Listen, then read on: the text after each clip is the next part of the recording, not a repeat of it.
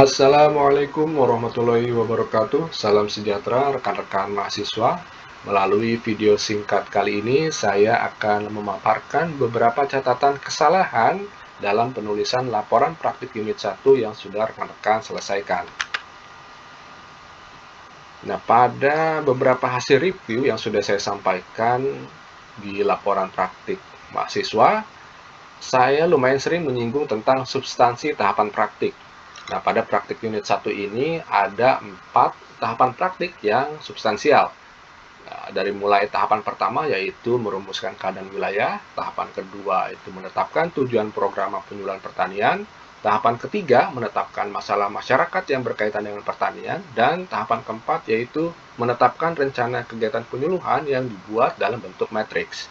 Jadi, 4 tahapan ini yang akan kita pegang baik-baik agar penulisan laporan praktik mahasiswa itu dapat terarah, dapat mencapai tujuan kompetensi praktik sesuai dengan panduan praktik.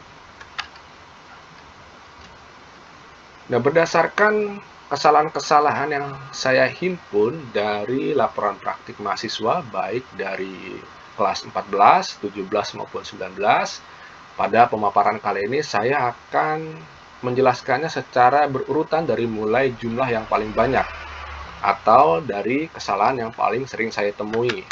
Dan kesalahan yang paling sering saya temui yaitu copy paste dokumen program penyuluhan dari Balai Penyuluhan Pertanian. Walaupun sebetulnya ini sudah dihimbau juga oleh dosen pengampu pada saat tutorial webinar yang pertama bahwa mahasiswa tidak diperkenankan untuk melakukan copy paste dokumen program penyuluhan BPP. Namun bukan berarti mahasiswa tidak diperkenankan sama sekali untuk menggunakan data-data yang tersaji pada dokumen tersebut. Hanya saja penggunaannya sangat terbatas, yaitu hanya bisa dijadikan sebagai data sekunder, terutama dalam melaksanakan tahap yang pertama, yaitu identifikasi potensi wilayah. Bahwa di sini kami sangat menyadari bahwa dalam melaksanakan identifikasi potensi wilayah itu membutuhkan waktu yang lebih lama dan juga membutuhkan tenaga kerja yang lebih banyak. Karena itu, mahasiswa hanya diminta melakukan substansi tahapan praktik ini dalam bentuk analisis hasil data-data yang sudah dikumpulkan. Oleh karena itu, pada tahapan kedua, ketiga, dan keempat, itu rekan-rekan harus menuliskannya berdasarkan analisis mahasiswa sendiri. Jadi mahasiswa dimohon untuk tidak bergantung kepada dokumen programa yang sudah jadi. Kemudian kesalahan kedua terbanyak yaitu plagiasi karya atau tulisan orang lain. Nah, di sini yang perlu diperhatikan ada batas toleransinya ya. Jika tingkat kesamaannya itu kurang dari 30%, tentu saja hal ini bisa ditoleransi dan laporan praktik mahasiswa bisa diterima. Tapi jika lebih dari 30%, maka laporan praktik mahasiswa tidak diterima. Nah, jika mahasiswa ingin menggunakan karya ataupun tulisan orang lain, itu porsinya hanya digunakan sebagai sitasi ya, ataupun rujukan. Bisa dalam bentuk kutipan langsung maupun juga kutipan tidak langsung. Dan nanti pada saat di akhir laporan praktik itu dimasukkan ke dalam daftar pustaka. Dan ini harus menjadi perhatian bagi kita juga bahwa dalam di lingkungan akademik itu haram hukumnya untuk melakukan plagiasi ya. Jadi dan ini lumayan banyak saya temukan di beberapa laporan praktik mahasiswa. Dan ini juga yang sangat mengkhawatirkan bahwa sumbernya itu hanya satu gitu. Jadi sebenarnya dari sumber satu itu bisa digunakan lebih dari 5 orang mahasiswa. Ya, jadi semoga mahasiswa bisa lebih percaya diri dalam membuat tulisan-tulisan pada laporan praktiknya. Dan kesalahan ketiga terbanyak yaitu mengunggah laporan praktik mata kuliah lain. Nah, ini ada alasan tersendiri kenapa saya di awal pemaparan kali ini menegaskan bahwa kita tidak akan keluar dari 4 substansi tahapan praktik unit 1, dari mulai merumuskan keadaan wilayah sampai dengan menetapkan rencana kegiatan penyuluhan. Jika pembahasan laporan praktik mahasiswa di luar 4 substansi tahapan praktik yang diminta, maka mahasiswa dianggap tidak melakukan praktik dan laporannya tidak akan dinilai. Nah, karena itu, maka ya kita lihat dampaknya bahwa mahasiswa dianggap tidak mencapai kompetensi praktik unit 1. Oke. Dan ini dia kesalahan juga yang sering, yaitu keempat terbanyak ya yang saya temui, yaitu format dan sistematika tidak sesuai panduan praktik.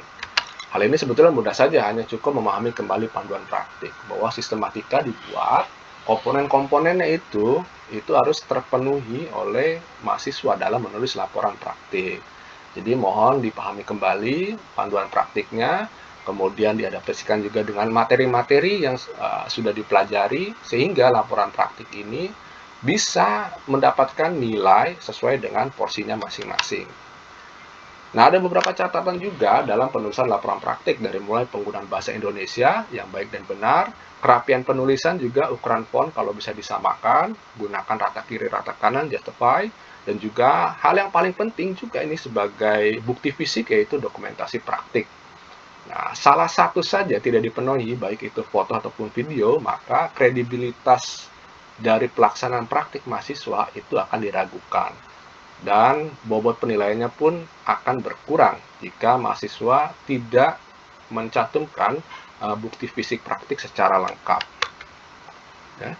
Nah, karena penulisan laporan praktik ini kita mengacu pada penulisan sebuah karya ilmiah. Nah, di sini saya juga sering sekali melihat ya atau menemukan bagaimana rekan-rekan banyak yang tidak paham membuat ruang lingkup materi ya.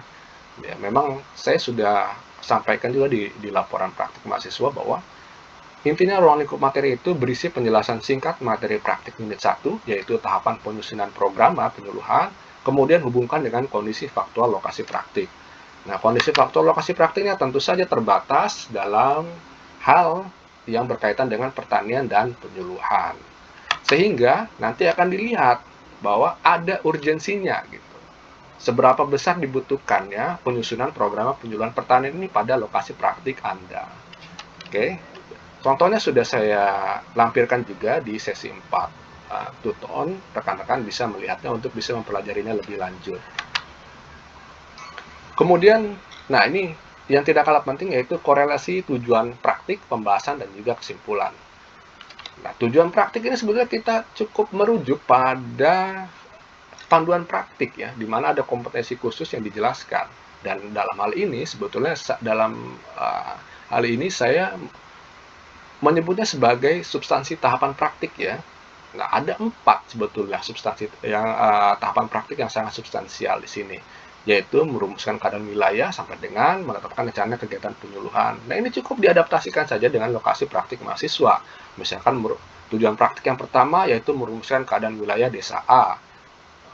Tujuan praktik yang kedua menetapkan tujuan program penyuluhan desa A. Ya, lebih lengkap ya, menyebutkan wilayah administrasinya jauh lebih bagus, misalkan merumuskan keadaan wilayah desa A, kecamatan B, kabupaten C, dan seterusnya. Itu lebih bagus gitu ya. Nah, cukup mengadaptasikannya saja dengan lokasi praktik mahasiswa. Sehingga nanti ketika membahasnya pada bagian mungkin bab baru ya, hasil dan juga pembahasannya mengacu pada tujuan praktik. Pembahasan yang pertama ya tentu saja membahas tentang merumuskan keadaan wilayah desa sesuai lokasi praktik mahasiswa. Pembahasan kedua menetapkan tujuan program penyuluhan desa ya sesuai dengan lokasi praktik mahasiswa. Begitu juga dengan seterusnya. Sehingga nanti ketika rekan-rekan membuat sebuah kesimpulan, nah itu rekan-rekan bisa mengambilnya dari hasil dan pembahasan yang sudah rekan-rekan buat. Hanya saja pada kesimpulan ini, ya namanya juga kesimpulan, cukup disimpulkan to the point saja intinya. Jadi ketika misalkan kesimpulan, yang pertama tentu saja merujuk kepada tujuan praktik yang pertama. Jadi apa yang didapat dari merumuskan keadaan wilayah desa itu? Ya kan kita akan melihat potensinya, maka kita akan to the point berbicara masalah desa A memiliki potensi bla bla bla bla dan bla bla bla bla. Begitu juga dengan kesimpulan yang kedua, menetapkan tujuan program penyuluhan desa A, ya langsung saja to the point. Tujuan program penyuluhan desa A adalah, nah itu disambung dengan kalimat tujuan program penyuluhannya. Begitu seterusnya dengan kesimpulan ketiga dan keempat. Jadi jumlah tujuan praktik dengan jumlah tujuan pembahasan dan dengan jumlah tujuan kesimpulan itu pasti selaras. Poin-poinnya jumlahnya itu selalu sama. Semoga ini bisa dipahami dan semoga rekan-rekan bisa memperbaikinya sehingga bisa mendapatkan nilai yang optimal ya. Sekian dari saya. Terima kasih atas perhatiannya. Tetap semangat, tetap positif. Mudah-mudahan bisa mendapatkan nilai yang baik dari perbaikan yang sudah disediakan. Jangan lupa rekan-rekan untuk bisa mengunggah laporan praktik. Waktunya pada sesi 7 hanya saja tempatnya seperti biasa untuk praktik unit 1 di sesi 3. Saya akhiri. Wassalamualaikum warahmatullahi wabarakatuh.